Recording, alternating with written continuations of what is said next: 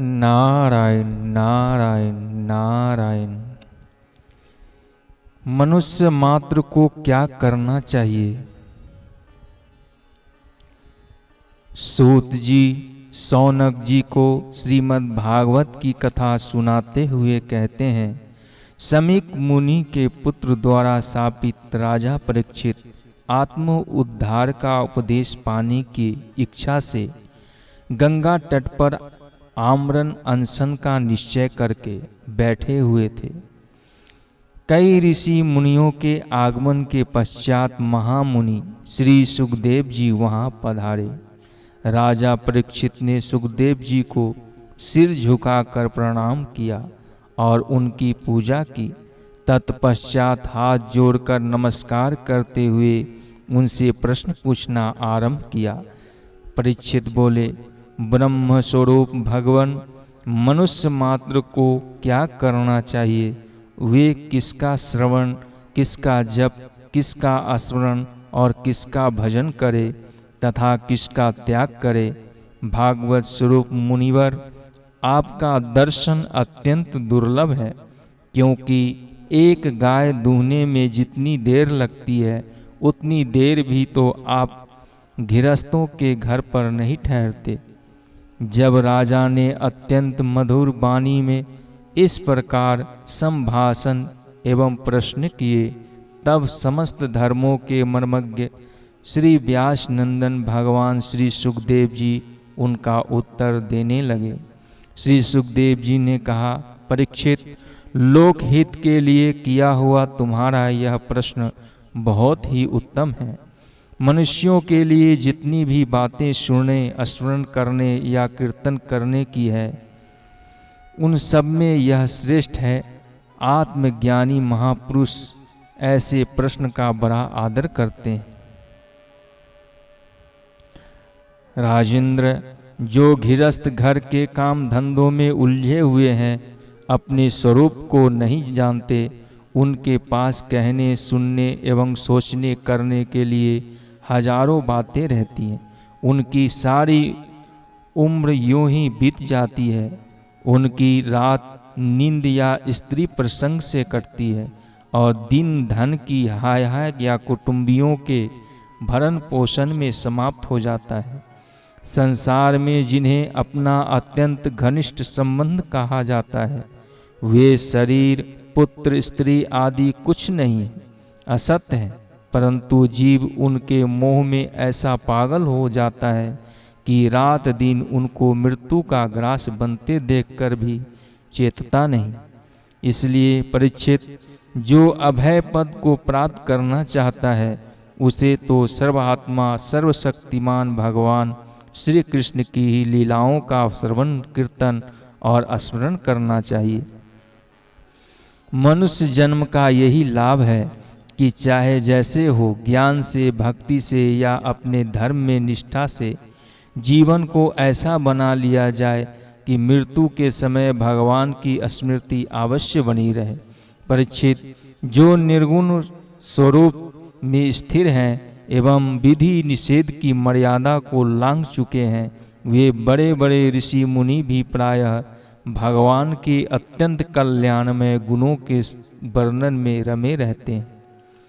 द्वापर के अंत में इस भागवत रूप अथवा वेद तुल्य श्रीमद् भागवत नाम के महापुराण का अपने पिता श्री कृष्ण द्वैपायन से मैंने अध्ययन किया था। राजसे मेरी निर्गुण स्वरूप परमात्मा में पूर्ण निष्ठा है, फिर भी भगवान श्री कृष्ण की मधुर लीलाओं ने बलात् मेरे हृदय को अपनी ओर आकर्षित कर लिया। यही कारण है कि मैंने इस पुराण का अध्ययन किया। तुम भगवान के परम भक्त हो, इसलिए मैं तुम्हें इसे सुनाऊंगा। जो इसके प्रति श्रद्धा रखते हैं, उनकी शुद्ध चित्त वृत्ति भगवान श्री कृष्ण के चरणों में अनन्य प्रेम के साथ बहुत शीघ्र लग जाती है। जो लोग लोक या परलोक की किसी भी वस्तु की इच्छा रखते हैं या इसके विपरीत संसार में दुख का अनुभव करके जो उससे विरक्त हो गए हैं और निर्भय मोक्ष पद को प्राप्त करना चाहते हैं, उन साधकों के लिए तथा योग संपन्न सिद्ध ज्ञानियों के लिए भी समस्त शास्त्रों का यही निर्णय है कि वे भगवान के नाम का प्रेम से कीर्तन करें।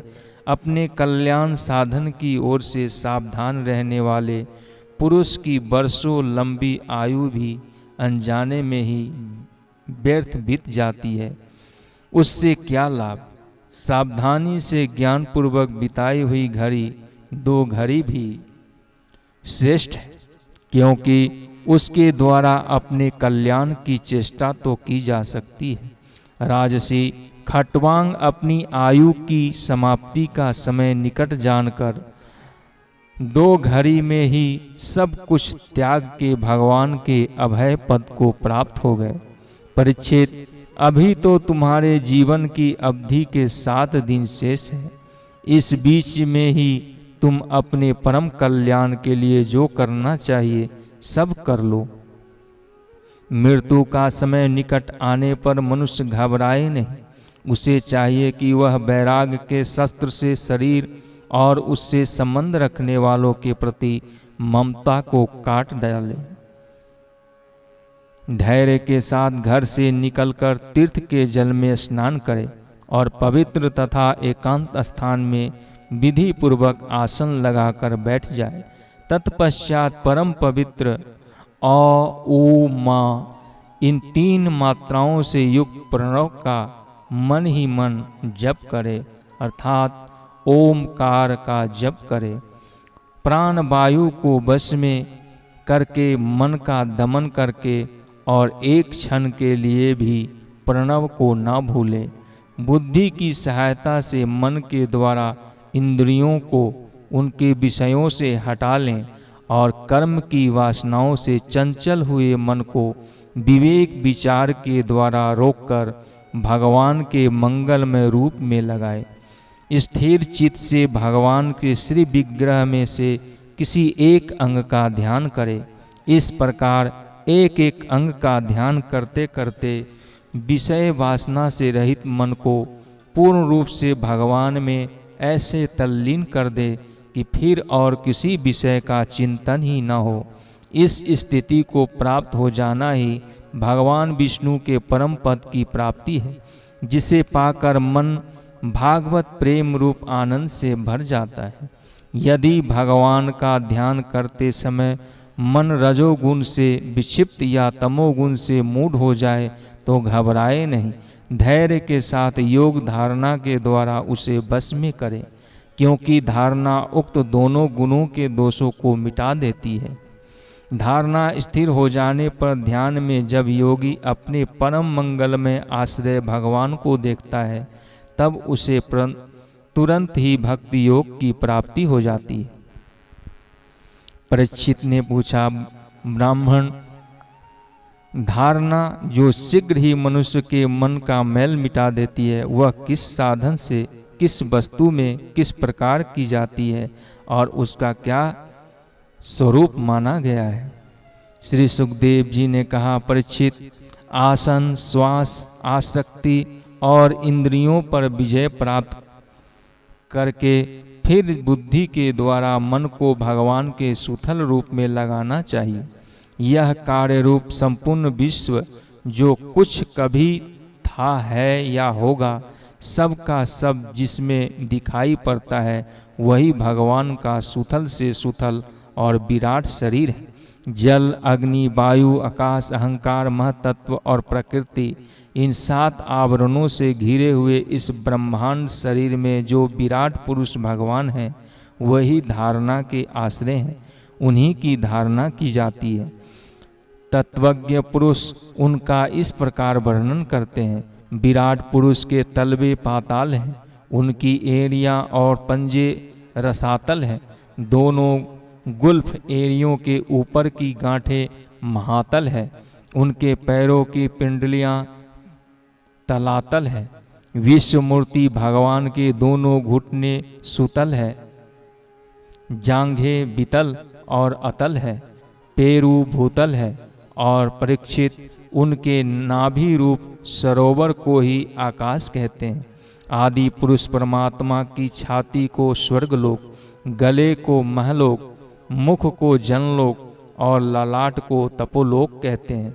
उन सहस्त्र सिर वाले भगवान का मस्तक समूह ही सत्यलोक है। उनकी भुजाएं इंद्र आदि देवता हैं। उनके कान दिशाएं और सर्वनेन्द्रियां शब्द हैं। उनकी नासिका के छिद्र दोनों अश्विनी कुमार हैं। घ्राणेन्द्रियां गंध है और उनका मुख धधकती हुए आग है। भगवान विष्णु के नेत्र अंतरिक्ष हैं। उनमें देखने की शक्ति सूर्य है। दोनों पलके रात और दिन है। उनका भुवि विलास ब्रह्मलोक है। तालु जल है और जीवहा रस वेदों का भगवान का ब्रह्मानंद कहते हैं।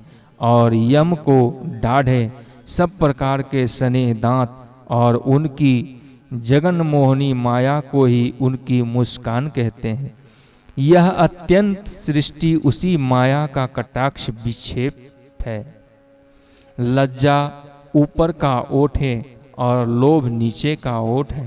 धर्म स्तन और धर्म पीठ है। धर्म स्तन और अधर्म पीठ है। प्रजापति उनके मूत्रनेन्द्रिय हैं। मित्रावरुण अंडकोश हैं। समुद्र कोख और बड़े बड़े पर्वत उनकी हड्डियां हैं। राजन विश्वमूर्ति विराट पुरुष की नाड़ियां नदियां हैं। रोम वृक्ष है और श्वास परम प्रबल वायु है। काल उनकी चाल है और गुणों का चक्कर चलाते रहना ही उनका कर्म है। परीक्षित, बादलों को उनके केस मानते हैं।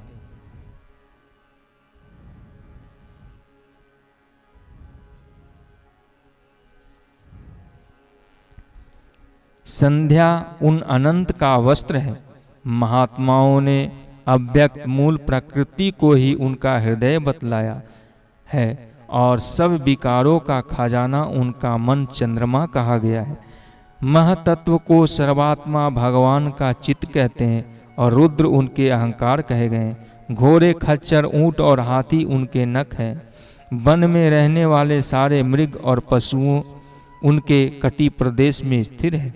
तरह तरह के पक्षी उनके अद्भुत रचना कौशल है। स्वयंभुव मनु उनकी बुद्धि है और मनु की संतान मनुष्य उनके निवास स्थान है।